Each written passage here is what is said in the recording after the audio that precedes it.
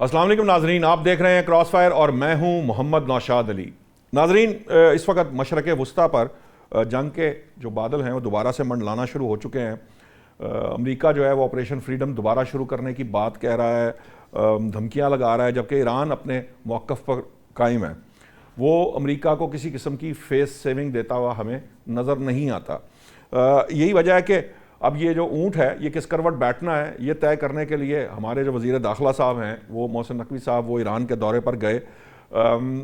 देखें ये इसमें क्या पेशरफ्त हमारे सामने आती है। अभी कोई वाज़े और डिटेल चीज़ें हमारे सामने नहीं आई, इस पर भी बात करेंगे आइंदा प्रोग्राम्स के अंदर। लेकिन आज जो सबसे बड़ा मामला है कि वो जो मुल्क के सियासी मंजरनामे पे हलचल हुई है, दो मेजर उसके पोर्शंस है। एक ये कि जो वोटर लिस्ट है उसको 18 साल से 25 साल करने की जो बाज़गश सुनाई दे रही है, हुकूमती साइड से इस पर बात की गई, फिर उसके बाद उससे इनकार कर दिया गया।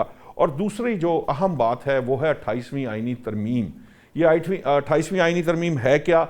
और अगरचे के बिलावल भुट्टो जरदारी साहब फरमाते हैं कि हमसे इस पर कोई बातचीत नहीं की गई, लेकिन हमारे पीपल्स पार्टी के ज़राए ये कहते हैं कि कहीं ना कहीं छुपे छुपे या दबे दबे अल्फाज के अंदर कहीं ना कहीं इसके ऊपर डिस्कशंस जो हैं वो हो रही हैं। वोटर्स की उम्र जो है ये इस पर बात करने के लिए मैं चाहूँगा सबसे पहले हमें ज्वाइन किया अहमद बिलाल महबूब साहब ने, वो सरबराह हैं पिलडाट के। तहरीक इंसाफ से बैरिस्टर शाहिद मसूद हमारा साथ देंगे, खुदज़ादा चट्टान साहब पीपल्स पार्टी से होंगे, और नसीम सिद्दीकी साहब आप सीनियर जर्नलिस्ट हैं। मैं अहमद बिलाल साहब सबसे पहले आपके पास इसलिए आना चाहता हूँ कि गुज़िश्ता इंतखाबात में चूँकि आप ये सारी चीज़ें जो है इनको बड़ा थॉरली देखते हैं, डिटेल्ड आपने इलेक्शन का एनालिसिस और सर्वेज भी आपकी नज़र से गुजरे। ये जो 18 से जो 25 साल का मामला है, नून लीग को बहुत ज़्यादा डर लगता है कि 18 से 25 साल की जो यूथ है वो किसी सूरत जो है, बावजूद इसके कि मरियम नवाज़ की कारकर्दगी अच्छी हो, बावजूद इसके कि मुस्लिम लीग नून जो है वो परफॉर्म करने की कोशिश करे, आइंदा इंतखाबात में आपको लगता है कि वो इनको वोट नहीं देगी, वो अब भी पाकिस्तान तहरीक इंसाफ के साथ है और आइंदा भी पाकिस्तान तहरीक इंसाफ के साथ रहेगी? यही वो फियर है हुकूमत का? बहुत शुक्रिया नौशाद साहब। हमें तो अभी तक ये वाज़ेह नहीं है कि ये जो वोटर्स की एज बढ़ाने का मामला है ये राना सनाउल्लाह साहब की कोई ज़ाती राय है या उनके कुछ दोस्तों की राय है, या जी वाकई ये हुकूमत और रूलिंग कोalition की तरफ से एक सोची समझी तजवीज़ है। जी क्योंकि इतना बज़ाहिर इतनी गैर माकूल किस्म की तजवीज़ है कि इसका नुकसान तो बहुत होगा, नौजवान भी नाराज़ होंगे और दुनिया भर में एक मैसेज ये जाएगा कि हम नौजवानों की पार्टिसिपेशन नहीं चाहते और हमारा सिस्टम डेमोक्रेटिक नहीं है। यानी एक दफ़ा कम करके 18 साल पिछले 5-6 इलेक्शन में उसके ऊपर करवा भी लिए और फिर उसको बढ़ाना ये मजाका खेज़ होगा, उसका फ़ायदा भी कोई नहीं होगा। आपने जिस तरफ इशारा किया है कि पिछले बिल्कुल ठीक है 2024 के इलेक्शन में जो एग्ज़िट पोल हुए थे जी उसके मुताबिक इस एज ग्रुप के लोगों का सबसे ज़्यादा जो वोट थे 35% वो पीटीआई को गए थे, और कोई पीएमएलएन को तकरीबन 25%, 25% के करीब गए थे, ठीक और पीपल्स पार्टी को तकरीबन 14% के करीब गए थे। तो ठीक इसका मतलब है, लेकिन आप ये देखिए 2013 में ये सूरत हाल बिलक्स थी। यानी उस वक्त पीएमएलएन को 35% नौजवानों के वोट मिले थे अच्छा और पीटीआई को 26% के करीब मिले थे। ठीक बात इसका मतलब है ये चीज़ें वक्त के साथ बदलती भी रहती रहती हैं। है। और उसके साथ दूसरी बात ये भी है कि ये सिर्फ 18 से 25 साल के लोग ही सिर्फ पीटीआई को देने में मेजॉरिटी नहीं थी, बल्कि ये बाकी जो एज ग्रुप्स हैं, मसलन ये कि 25 से 35, 35 से 45, जी जी 45 से 49, इनके अंदर भी पीटीआई की मेजॉरिटी थी। अगरचे वो थोड़ी थोड़ी कम होती गई, और एक ही एज ग्रुप था जिसके अंदर पीटीआई को कम वोट मिले थे, वो +50 का एज ग्रुप था। ठीक तो है। इसलिए आप अगर ये वजह मान ली जाए तो फिर तो आपको सिर्फ +50 को ही वोट देने का हक देना चाहिए, जो कि मैं समझता हूँ इंतहाई एक यानी भोली सी सिर्फ बात आपके पास वोट का हक होगा, हम सारे जो है वो वोट की लिस्ट से बाहर हो जाएंगे। लेकिन सर मुझे अहमद बिलाल साहब इसमें एक्चुअली थॉट प्रोसेस का भी मसला है। हमारे यहाँ ये अमूमन कोई मसला सामने दरपेश हो तो हम कोशिश करते हैं कि हम वो मसला ही ख़त्म कर दें, यानी हम उस मसले का हल नहीं तलाश करते। यानी जो हमारी पॉलिटिकल पार्टीज़ हैं, नून लीग को ये देखना होगा कि 18 से 25 साल की जो जो जो भी लाइकिंग डिसलाइकिंग है उसकी, वो लोग क्या सोचते हैं, उनका माइंडसेट क्या है। जेनजी अपनी जगह पर है, लेकिन 18 से 25 साल का जो एज ग्रुप है, दुनिया में ये एज ग्रुप जो है वहाँ पे लोग सीईओज बन जाते हैं, वो इतने जिम्मेदार हैं और इस हद तक वो डिफाइनिंग उसके अंदर रोल किरदार अपना जो मुआशरे के अंदर किरदार अदा करते हैं। तो हमारे यहाँ अगर इसको हम ये बजाय इसके कि इसका सोल्यूशन ढूंढा जाए, कोई सियासी जमात में, it's not about Muslim League Noon, अगर ये पीटीआई कर रही हो, पीपल्स पार्टी कर रही हो, किसी भी सोच पार्टी में ये सोच हो, तो एक्चुअली ये कितना ढंट कर सकती है उस पार्टी को और उसके आने वाले जो जो जो भी उसके बाद लोग उससे नाराजगी की आपने बात की है, मेरा तो ख्याल है लोग पार्टी की तरफ दोबारा जो है वो रुजू ही नहीं करेंगे। जी बिल्कुल ऐसे ही है। इनको सोचना ये चाहिए, जैसे आपने तजवीज़ किया है कि ये लोग जो 2013 में इनके साथ जुड़े हुए थे, वो 2024 में और 2018 में इनके साथ क्यों नहीं रहे। हाँ जी। तो उसका तज्जिया करें, उसके अंदर अपनी तब्दीलियां करें, उसके मुताबिक इनको अपील करें। इसकी बजाय आप वो आपने ये वोटर्स की ही कितनी तादाद जो 19% के करीब बनती है टोटल वोटर्स की तादाद की, जी। उसको ही एलिमिनेट करने का सोचा। तो ये मेरे ख्याल में बहुत ही एक रुजत पसंदाना सोच है, यानी जिसको कहते हैं रिग्रेसिव सोच है ये। और बल्कि ये थोड़ी सी खौफ की अलामत है, अनलस कि जो वो कोई ऐसी रीज़न दें जो कन्विंसिंग हो, जो कि बिल्कुल कन्विंसिंग हो भी नहीं सकती। तो मेरे ख्याल में ये पीएमएलएन को बहुत बुरी तरह नुकसान देगी, अब भी और फ्यूचर में भी, क्योंकि ये लोग जो अब 18 से 25 ग्रुप के लोग हैं, ये बहरहाल ग्रेजुएट करके अगले बैंड्स में जाएंगे। तो जब भी जहाँ भी ये जाएंगे, फिर ये पीएमएलएन के इस फैसले को अगर इन्होंने फैसला किया तो वो भूलेंगे नहीं, तो इनको ये सदका जारिया नुकसान पहुंचता रहेगा। ठीक है।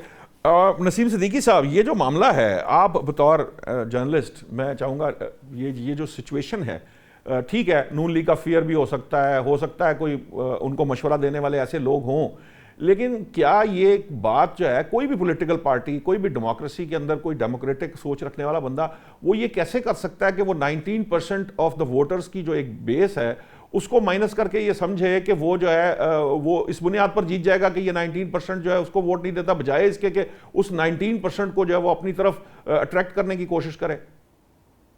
बिस्मिल्लाहिर्रहमानिर्रहीम। निशात साहब बहुत शुक्रिया, तमाम मेहमानों को मेरा सलाम। देखिए निशात साहब, इधर दो बातें हैं। एक तो ये 18 से 25 साल आप कर देंगे वोटिंग की, अपना जो हद मुकर्रर करेंगे, उसका क्या फायदा है? रिजल्ट तो अपने मुताबिक ही बनाना होता है। जो 18 से 25 साल तक ने 2024 में वोट दिए थे, तो क्या आपने उनके वोट काउंट किए या जो नतीजे आए हुए? आप देख लें कि जिस तरह रिजल्ट्स को मैनिपुलेट किया गया था या 2018 में आरटीएस बिठा दी गई थी, ये फैसले कहीं और होते हैं। जो मौजूदा सियासी पार्टीज हैं वो तो अब उनकी इतनी हैसियत ही नहीं है कि वो कोई फैसला कर सके। उनको तो डिक्टेशन आती है, डिक्टेशन जहां से आती है आपको पता है, इदारे का कब्जा है, आपको भी डिक्टेशन वहां से आती है, हमें भी आती है, सारे डिपार्टमेंट्स जो है वो एक डिक्टेशन के ऊपर चल रहे हैं। तो ये सोच, अच्छा, पता नहीं क्या बात है, मुझे कोई पसंद नहीं शायद करता, इसलिए मुझे कोई डिक्टेट करने की ना तो कोशिश करता है ना डिक्टेट करता है। मैं कोशिश ख्वाहिश रखता हूं कि कोई डिक्टेट करे, पर करता ही कोई नहीं। अच्छी बात है, ये तो आपने अच्छी बात है। तो बात ये है कि ये फैसले सियासतदान तो कर ही नहीं रहे, क्योंकि सियासतदान इस फैसले नहीं कर सकते, वो हमेशा अपनी परफॉर्मेंस से आगे आते हैं। इससे तो ये साबित होता है कि नून लीग और पीपल्स पार्टी या बाकी दीगर जमातें इतनी ज्यादा खाइफ है तहरीक इंसाफ से कि उन्हें पता है कि अगर वो मैदान में आके फ्री एंड फेयर इलेक्शन करवाती हैं तो वो नहीं जीत सकती। उनको पता है कि क्या रिजल्ट निकलेगा। और इसमें आपको मैं निशात साहब एक बात बता दूं, मेरी बड़ी तहकीक है, रोड शोज किए, प्रोग्राम्स किए, इसमें इमरान खान से मोहब्बत से ज्यादा जो है ना, वो इन लोगों की नफरत शामिल है। ये जिस तरह ये लोगों को ट्रीट कर रहे हैं, अवाम को ट्रीट कर रहे हैं, एक तो पहले से इनके खिलाफ जो है अवाम खुश नहीं थी, फिर जिस तरह महंगाई बढ़ रही है, जिस तरह पैरा फोर्सेस बनाई है, ये दूसरे इदारे जो है वो अवाम के साथ सलूक करते हैं, तो ये नफरत बढ़ती जा रही है। तो उसमें 28 से 25 साल का तो कोई सवाल नहीं पैदा होता। ये 50 साल भी कर देना तो उससे बड़े लोग भी जो है वो दूसरी तरफ ही डालेंगे। एक दफा तो दूसरी तरफ वोट डलना ही डलना है। अब आप ये चूज, आप एक दफा वोट दूसरी तरफ डलवा लें। और जिस तरह महबूब साहब ने कहा, बिल्कुल सही बात की कि ये चीजें सिनेरियो चेंज होता रहता है। मुझे याद है कि जब इमरान खान के अदम एतमाद कि आने से पहले मैं इस्लामाबाद में रोड शोज करता था, तो जिन्होंने पीटीआई को वोट दिया था वो कहते थे कि हम जी पीटीआई को लोग बहुत हद तक खाइफ थे। पार्टी के अपने जो उस वक्त इलेक्टेड मेंबर्स थे वो भी बहुत परेशान थे, वो लोगों में जा नहीं सकते थे। मैं पहले आना चाह रहा था बैरिस्टर साहब आपके पास, लेकिन मैं चाहूंगा कि अब एक बात ऐसी कर दी है नसीम सिद्दीकी साहब ने, मैं खुदादा चट्टान साहब, क्या वाकई आपको इतना डर लगता है पीटीआई से कि वो जो फ्री एंड फेयर इलेक्शन करवाना ही नहीं चाहते, और जो इलेक्शन होते हैं या जो इलेक्शन आइंदा होंगे उसमें आप जो सियासी जमातें हैं वो उनकी कोई हैसियत नहीं है? नसीम सिद्दीकी साहब का कहना है बस एक इदारा तय करता है और जो वो तय कर लेता है वही सब कुछ होता है। आप समझते हैं कि ये ऐसे है? बिस्मिल्लाहिर्रहमानिर्रहीम। देखिए जी, हमें न किसी से खौफ है न किसी से कोई डर है। हम चाहते हैं कि इलेक्शन साफ हो, शफाफ हो, इसमें ना एस्टेब्लिशमेंट मुदाखलत करे, इसमें न कोई और इदारे मुदाखलत करे। हमारा सियासत जो है वो इख्तिदार के लिए नहीं है। डरते तो वही लोग हैं जो इख्तिदार के लिए सियासत करते हैं। हमारे मंशूर में तो लिखा है कि जमहूरियत हमारी सियासत है। हमारे मंशूर में लिखा है कि ताकत का सरचश्मा अवाम है। हम समझते हैं कि अगर इस मुल्क को सही तरीके से चलाना है, अगर इस मुल्क की जो वसाइल है इनसे फायदा उठाना है, क्योंकि हमारे मुल्क को अल्लाह ताला ने बेपनाह वसाइल से नवाजा है, तो इसके लिए आपको दो काम करना पड़ेगा। एक, साफ और शफाफ इलेक्शन, जिसका मर्जी जिसको वोट देना चाहे, जिसको इख्तिदार सौंपना चाहे उसको इख्तिदार दे दे।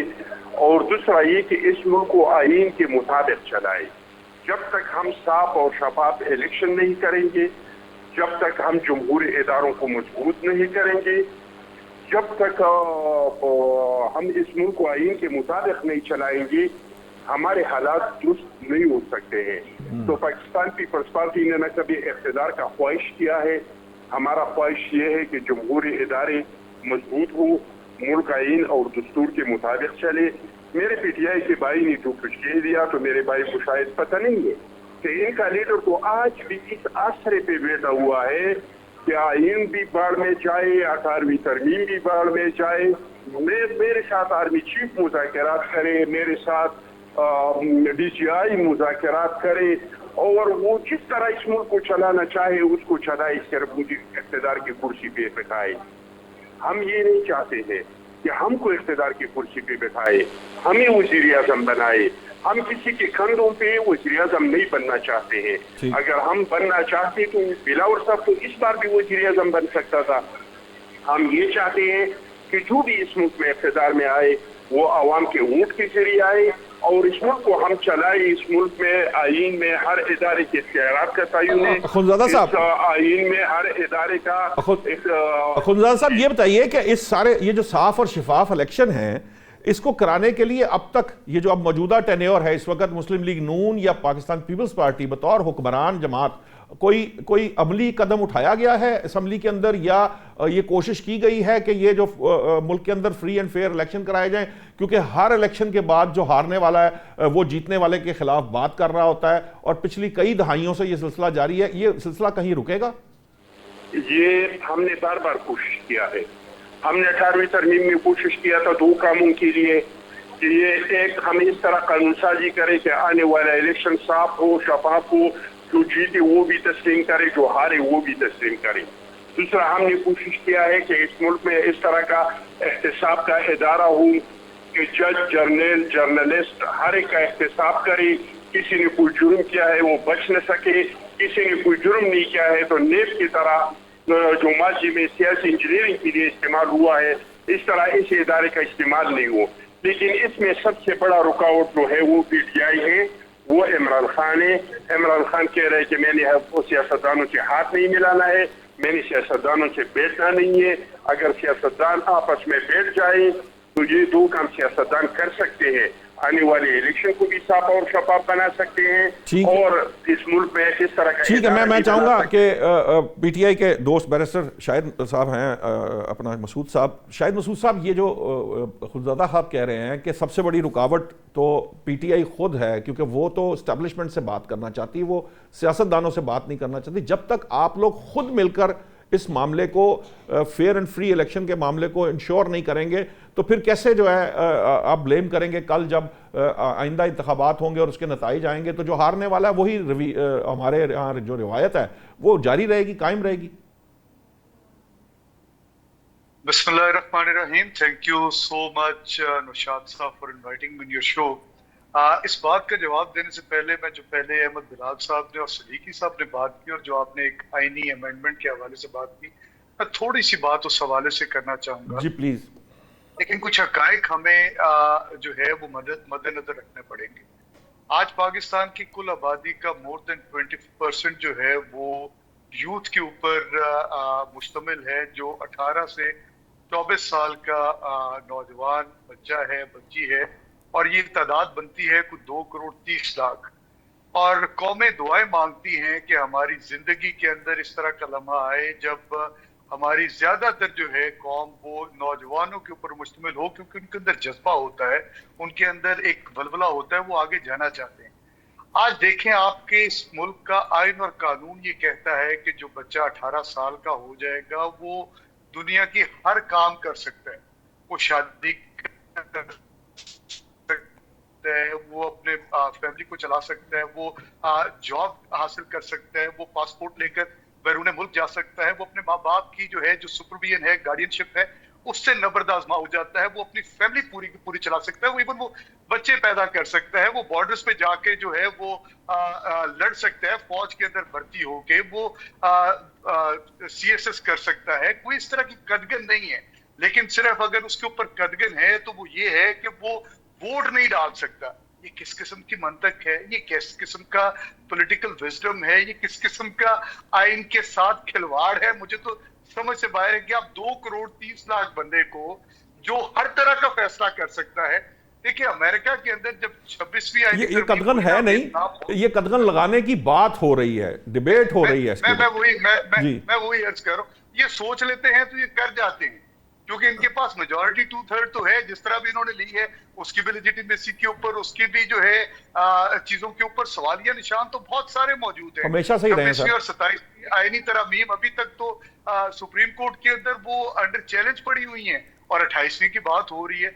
तो बताएं, मैं क्यों ना कहूं कि ये जो करना चाहते हैं वो ये कर जाते हैं, इनको नहीं फर्क पड़ता कि इसका इम्पैक्ट क्या पड़ेगा सोसाइटी के ऊपर।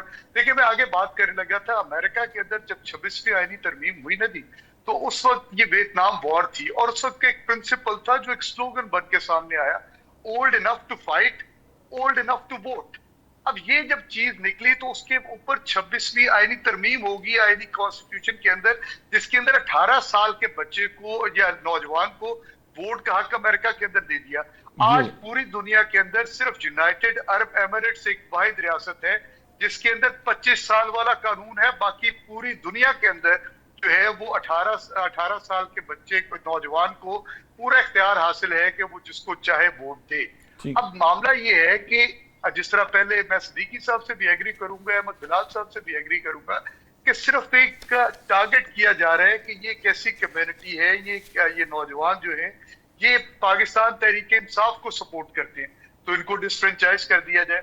आप देखें, आपने किया क्या इस मुल्क के साथ? आपने पहले पॉलिटिकल जो है एरिना से आपने स्टूडेंट्स यूनियन को गायब किया। आज जो नर्सरीज होती थी पॉलिटिशियंस बनने की पाकिस्तान के अंदर, जिन्होंने बड़े बड़े नाम पैदा किए, आज वो नर्सरीज बंद पड़ी हैं, आज स्टूडेंट पॉलिटिक्स नहीं है।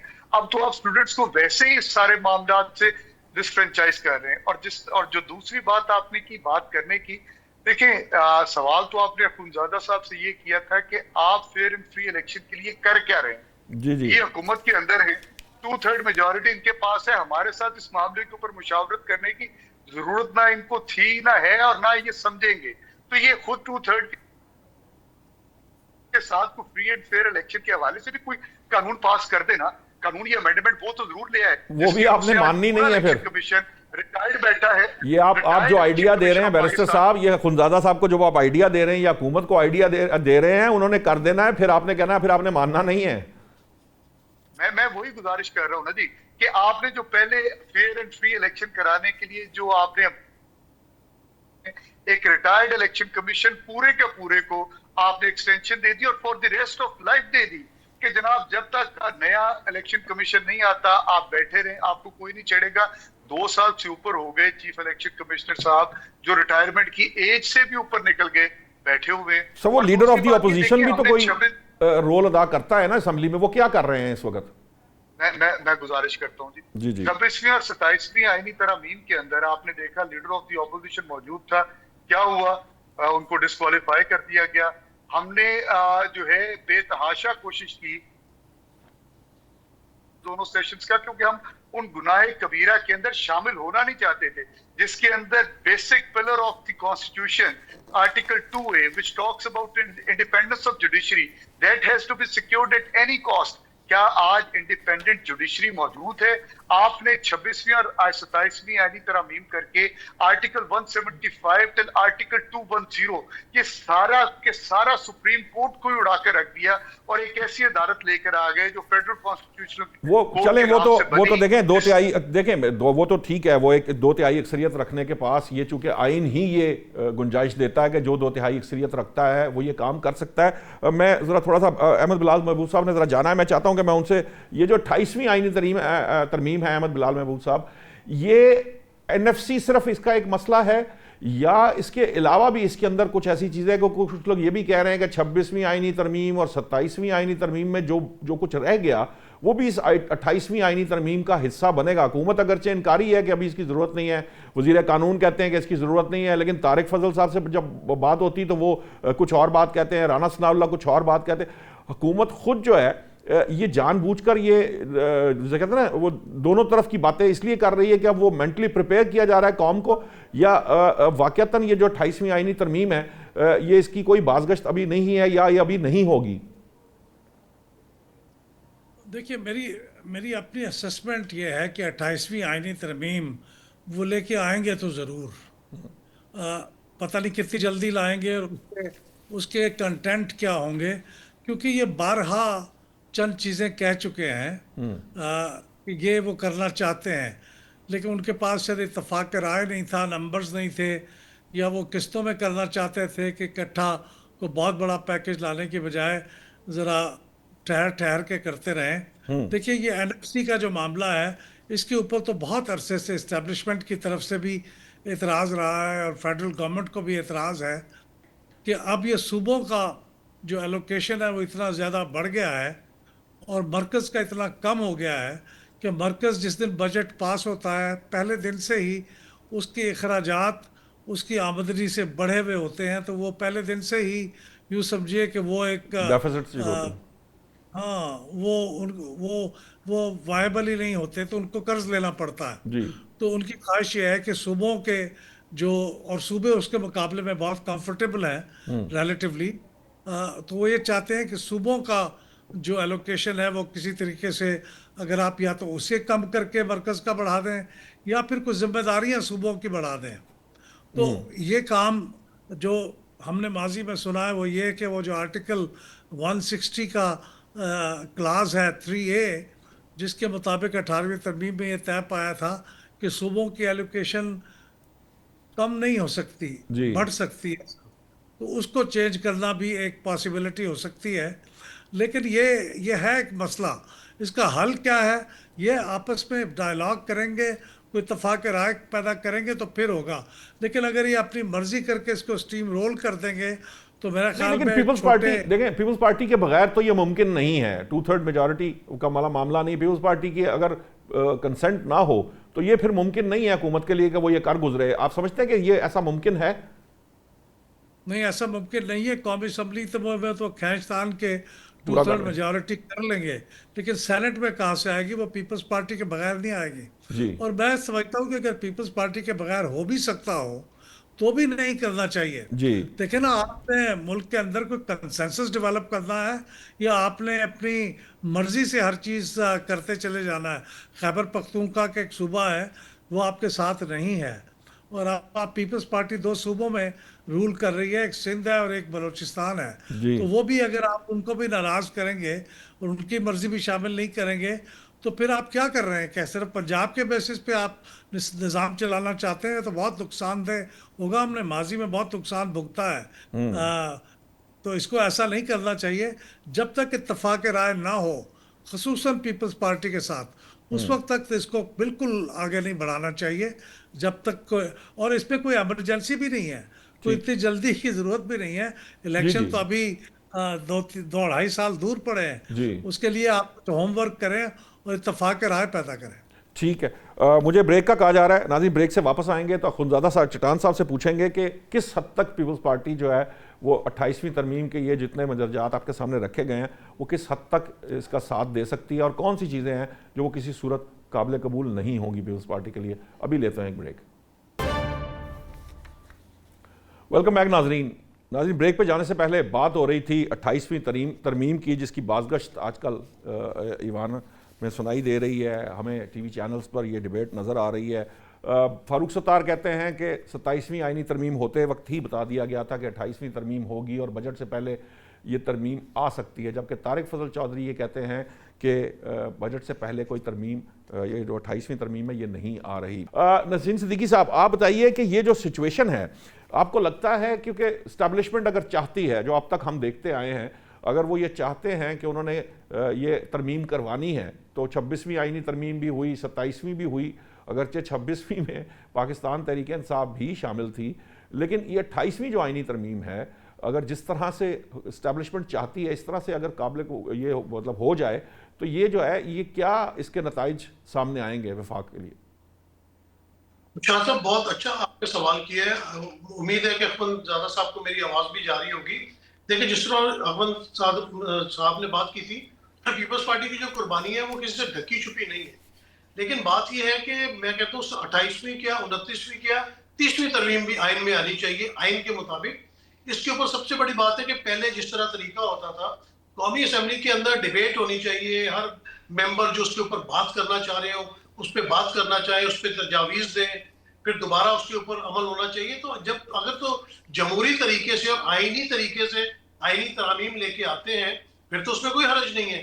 लेकिन अगर ये आईनी तरामीम किसी की ख्वाहिश पे लाई जा रही हैं, जिस तरह ख्वाहिशात ही आजकल तो चल रही है ना, ख्वाहिशात का ही जो है उनको पूरा करने के असेंबली का इजलास बुलाया जाता है, सेनेट से चीजें पास कराई जाती है। और ये आज की बात नहीं है, इमरान खान दौर में भी आपने देखा था कि सेनेट में जिस तरह इलेक्शंस हुए थे। तो बात है कि हर दौर में ये कौन ऐसा करता है, ये सबको पता है और उनको करने दिया जाता है।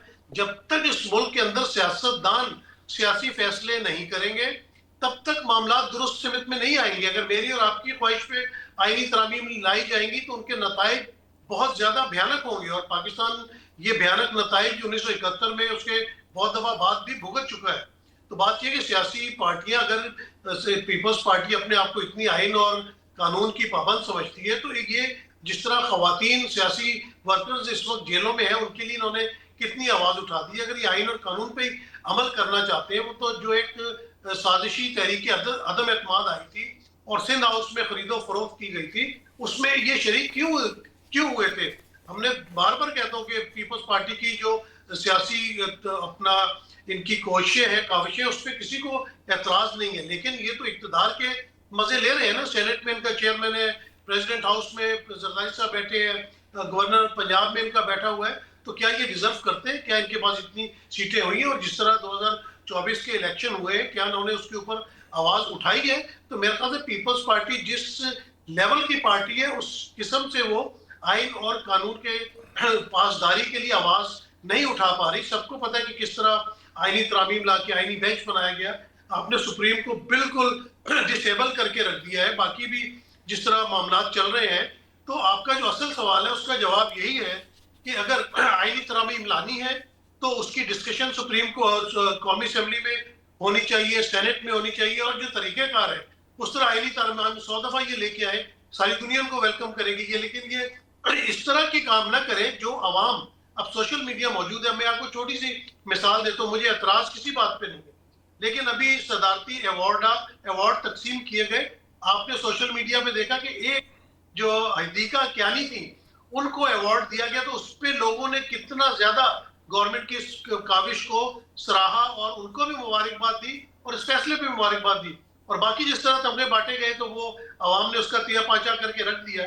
तो बात यह है कि ये आईनी तरामीम लाए, कानून में तरामीम करें, अगर पब्लिक की बेहतरी के लिए करेंगे तो पब्लिक में पजीराई मिलेगी नहीं, तो ये तमाम पार्टियां आइसोलेट होती जाएंगी और उसका नतीजा सामने आ रहा है। अंदर की बात अखवंजादा साहब को भी पता है, मुस्लिम लीग नून को भी पता है, मौलाना साहब को भी पता है, लेकिन इस वक्त आवाज कोई नहीं उठा रहा। नहीं, लेकिन नसीम साहब, हमने ये स्ट्रगल जो है वो नून लीग को भी करते देखी, पीपल्स पार्टी को भी करते देखी, पाकिस्तान तहरीक इंसाफ को भी यकीनन स्ट्रगल करनी है, लेकिन वो स्ट्रगल बैरिस्टर साहब, वो उस तरह की स्ट्रगल हमें नजर नहीं आ रही। क्या वजह है? क्या आपकी जो टीयर्स हैं उसमें प्रॉब्लम है? आपके यहाँ एक खातून उठती हैं, वो चेयरमैन जो है वो बैरिस्टर गौहर हैं, उनको वो जो है वो कहते हैं नहीं हमारे साथ चले अभी आप, क्योंकि शायद उसको एतबार नहीं है कि जाना।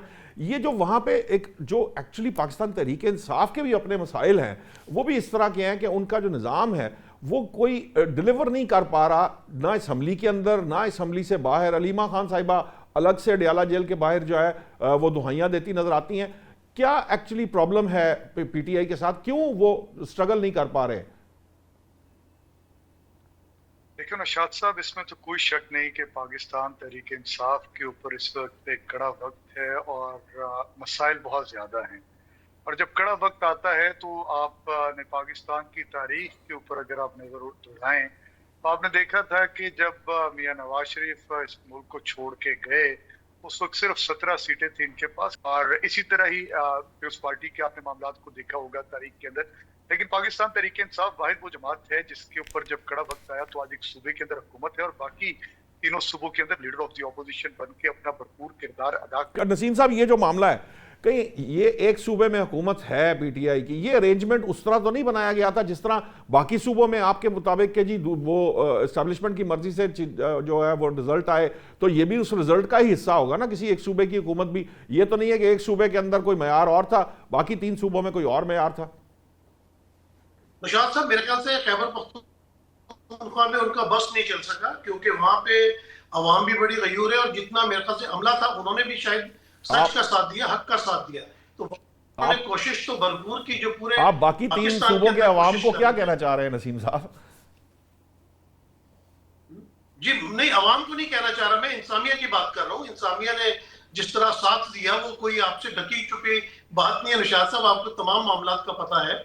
और पीटीआई का जिस तरह इस वक्त आपने रोल की बात की तो बिल्कुल देखें, बुरा वक्त पीपल्स पार्टी पे भी आया, आप बिल्कुल मुंतशिर होकर रह गई थी उस वक्त। हालांकि बड़े बड़े स्टॉलवर्ड्स थे पीपल्स पार्टी में, जदोई साहब थे, हफीज पीरजादा थे, गुलाम मुस्तफा करते, लेकिन जब इस्टेब्लिशमेंट अपनी करने पे आती है तो वो शराजा बखेर के रख देती है। लेकिन फिर रीग्रुपिंग हुई और पीपल्स पार्टी दोबारा इक़्तिदार में आई अवाम में, क्योंकि पॉपुलर थी इस वजह से आई, जिस तरह मोहतरमा बेनज़ीर भुट्टो आई थी और उनका अवाम ने इस्तेमाल किया। इसी तरह नवाज शरीफ को जिस तरह निकाला गया था उसके बाद उन्होंने भी रीग्रुपिंग की, उनके ऊपर बहुत मुश्किल हालात आए। और लेकिन जब नवाज शरीफ या पीपल्स पार्टी में बुरा वक्त आया था तो बाकी तमाम जमातों ने उनका साथ दिया था। और मुझे याद है कि जब मुशर्रफ साहब का दौर था और लंदन में ऑल पार्टीज कॉन्फ्रेंस हुई थी तो उसमें तमाम जमातें शामिल थी, उसमें इमरान खान भी शामिल थे।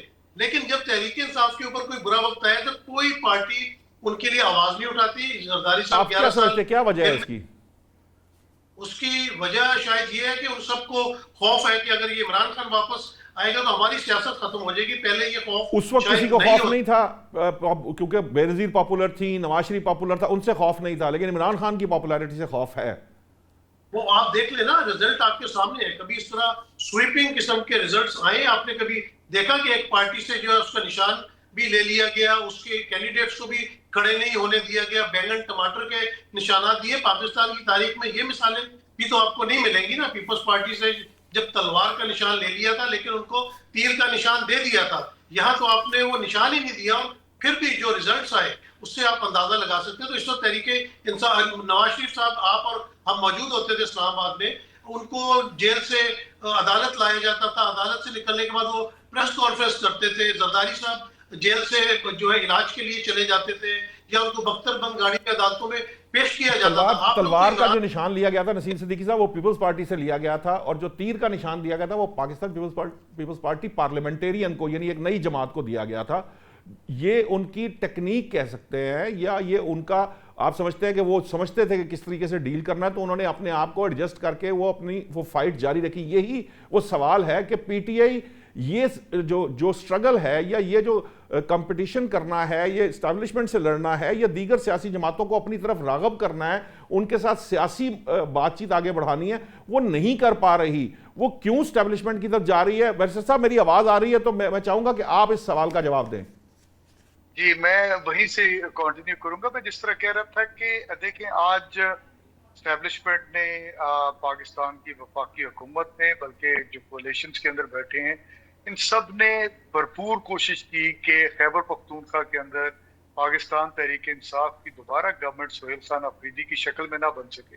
लेकिन कोई एक आदमी भी पाकिस्तान तहरीक इंसाफ का टूटा। 92 के 92 लोगों ने सोहेल खान अफरीदी को वोट दिया।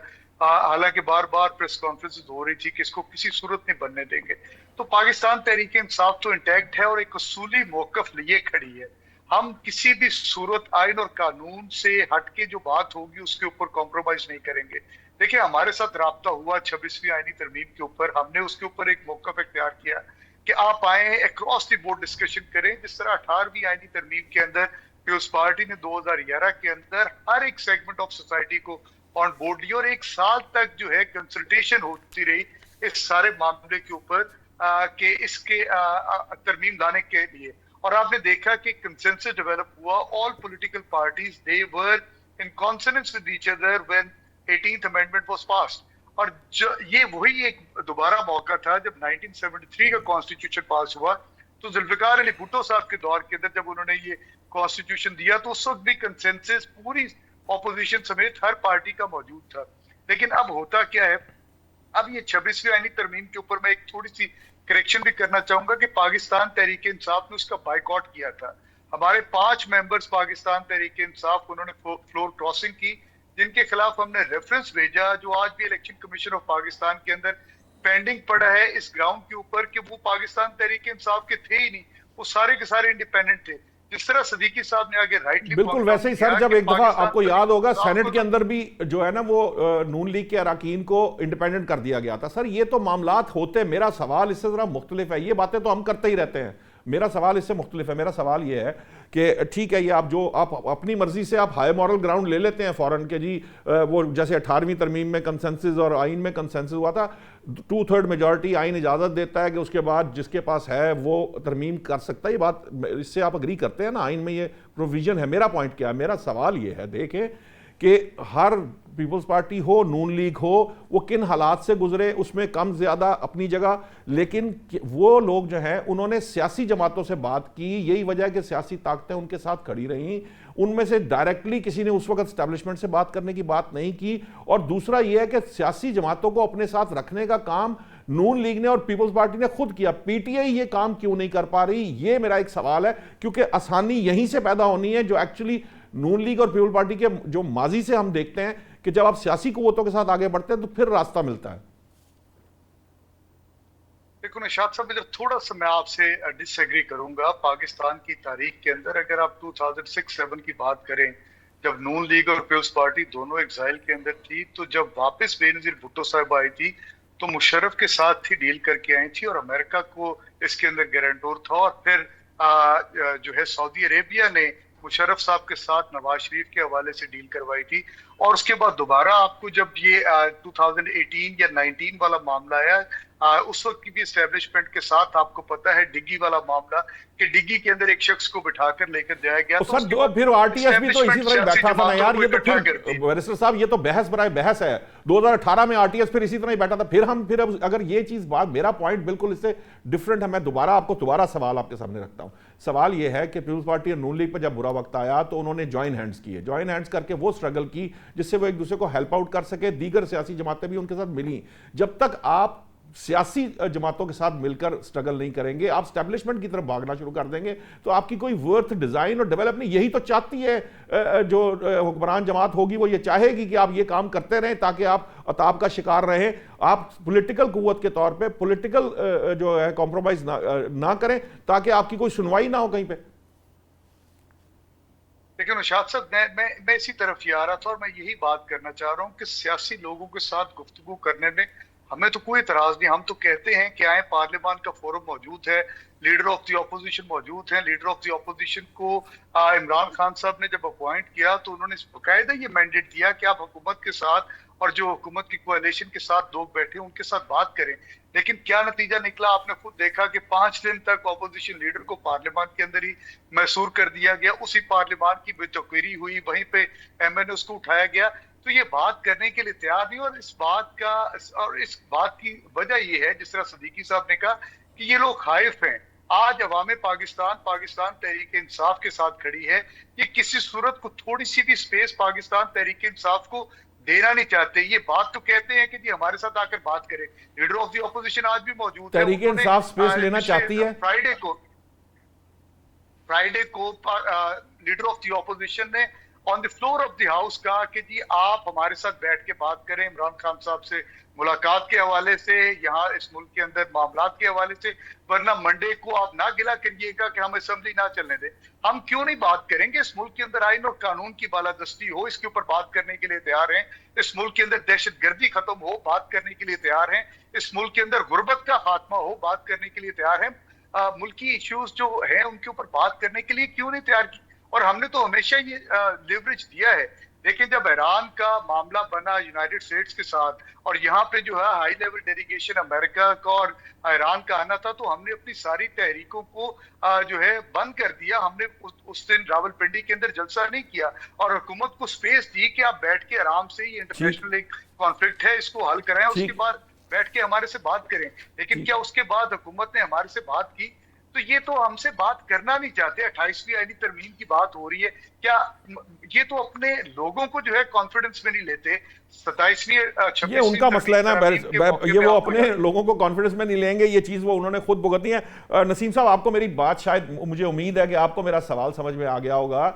बात यह है कि ये स्पेस जिसकी जो स्पेस मांग रही है पाकिस्तान तहरीक इंसाफ, ये मांगी नहीं जाती, ये ली जाती है। और इसके लिए पहले अपनी सफ़ेद दुरुस्त करके फिर पॉलिटिकल डायलॉग और पॉलिटिकल मामलात को शुरू किया जाता है। अगर कहीं सुनवाई नहीं हो रही तो वो उस हद तक लाया जाता है पॉलिटिकल प्रोसेस को जहां सुनवाई होना शुरू हो जाए। आपको लगता है क्या वाकईतन पाकिस्तान तहरीक इंसाफ उस ट्रैक पर है जहां उसे होना चाहिए और वो माइलेज हासिल कर सकेगी जो पॉलिटिकली आज से कुछ अरसे बाद हम देखते हैं कि वो दूसरी जमातें इसी हालात से निकलकर हासिल कर सकी थी?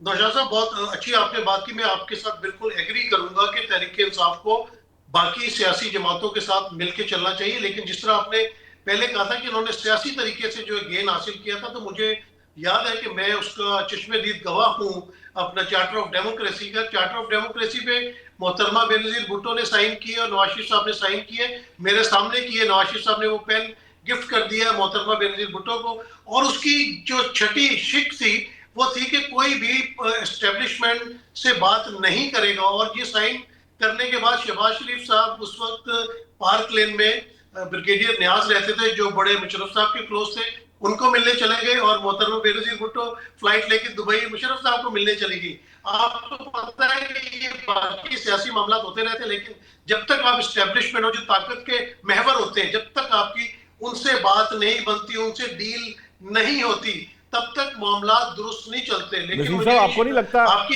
लगता कि जो चार्टर ऑफ डेमोक्रेसी पे साइन करके बात बनी थी और वो एस्टेब्लिशमेंट ने भी तभी उनको ये वैल्यू दी थी, वरना काफ लीग मौजूद थी और शायद उस वक्त जरूरत थी। मैं माजरत चाहूंगा, मुझे टाइम बिल्कुल मेरे पास खत्म हो गया। नाज़रीन, जो मेरी राय थी वो यही है कि पॉलिटिकल जो पार्टीज़ हैं वो आपस में मिलकर बैठेंगी, बैठकर बात करेंगी, चीज़ों को आगे बढ़ाएंगी, तो ही मामलात जो है ना वो आगे की तरफ बढ़ जाएंगे। जो बैरिस्टर शाहिद मसूद साहब, आपका बहुत बहुत शुक्रिया। नसीम सिद्दीकी साहब, आपका बहुत शुक्रिया। अखुंज़ादा चटान साहब और अहमद बिलाल महबूब साहब, आपका बहुत बहुत शुक्रिया। नाज़रीन, अब तक के लिए इतना ही। कल नए मौज़ूआत के साथ हाजिर होंगे। अल्लाह निगहबान।